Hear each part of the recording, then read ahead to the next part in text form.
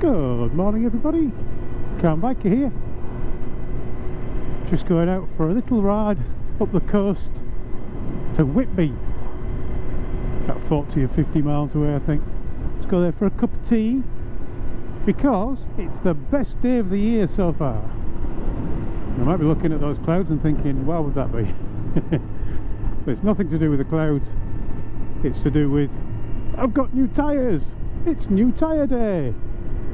New tyre day is always great fun. Slightly nerve-wracking, but always great fun. I mentioned in an earlier video that my rear tyre was looking a little bit low on the old tread, and that I had a pair of tyres in the garage waiting to go on. Well, I've had a week off work. I'm actually halfway through a week off work, I should say. And amongst other things, I spent the first couple of days of my week off working on the bike, including changing the tyres. It's the first time ever that I've not put Michelin's on. I've gone with Pirelli's. Thought I'd have a change. Just me, I'm slightly nervous on every little bit of wet bend. Not that I've been around many wet bends yet today, but the tyres won't be fully warmed up yet. And obviously they're brand new, completely slick and shiny, so they won't have the grip yet either. But hopefully after 50 miles to Whitby and 50 miles back ish, they'll be nicely ready for a little bit more fun, unless we get a lot of rain of course. Yeah, I went with Pirelli's. Just the price of everything's going crazy, isn't it? I know we're in this cost of living crisis. It came on the news just yesterday that far from inflation coming down, as they keep promising, it's just gone up again because of the limited availability of fruit and vegetables apparently. Don't know why we haven't got any fruit and vegetables, yeah, the price of tyres seems to have gone through the roof. So I remember I bought a pair of Road 5s a few years ago, Michelin's that is, to put on the Honda, and I remember at the time thinking these were quite pricey tyres. They were about, I think it was £205 or something for the pair. And I came to buy them for this. Now granted, the rear is a bigger tyre than on the Honda. This is a 190 rear, whereas the Honda is a 160 I think. Can't quite remember. But it's not that much more, is it?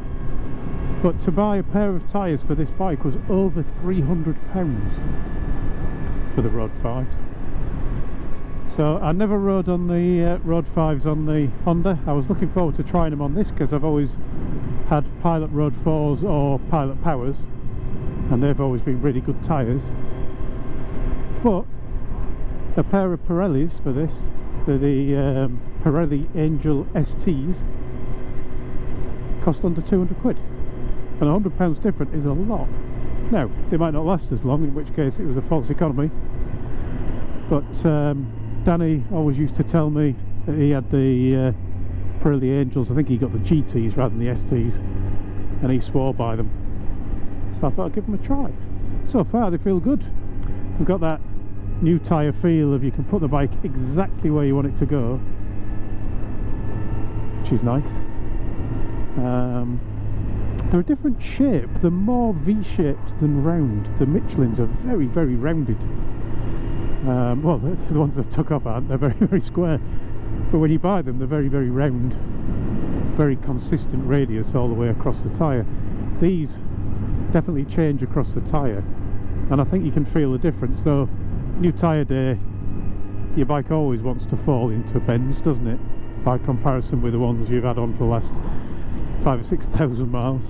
Or in the case of the PR4s I had on last, they actually lasted about 8,000 miles, believe it or not. But yeah, it does feel like it wants to turn lovely and quick. Some people hate that, when it feels like the bike's falling over as you turn it into a bend. I was always told a bike travelling at speed can't fall over unless the tyres slide out from underneath you. So I always work on that principle that it's not really falling over, it just feels a little like that. Yeah, you can go wee wee.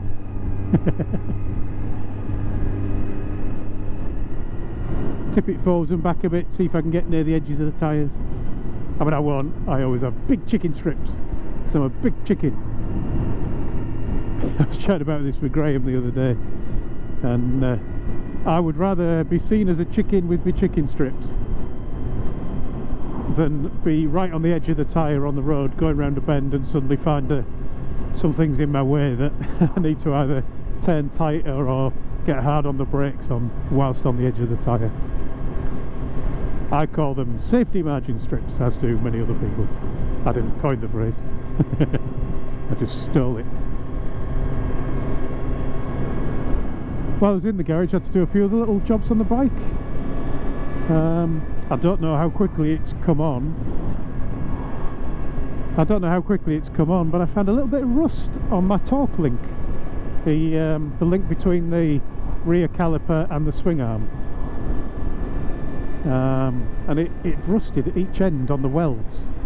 It's like I suppose it's like a bone shape, if you imagine that the stem of the bone is a metal shaft, and then on the end it's got kind of two flat pieces with a hole through for the bolts to go through. And yeah, it rusted on the welds at the end, and then the rust had run under the paint.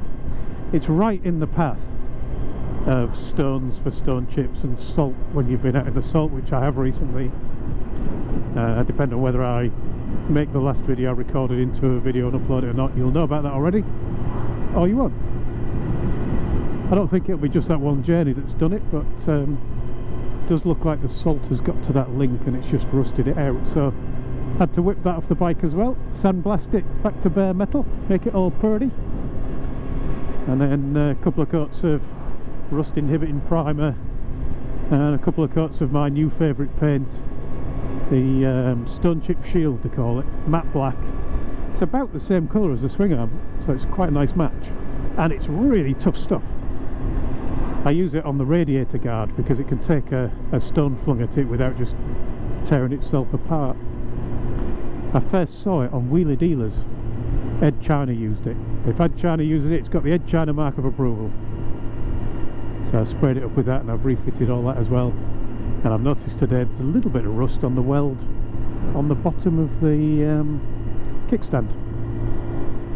So I might have to whip that off and paint that as well. That one will get a little bit more hammer from me kicking it. But so I don't know whether to use the old stone chip paint on it or get that powder coated. I am quite tempted, if I'm honest, to buy a powder coater.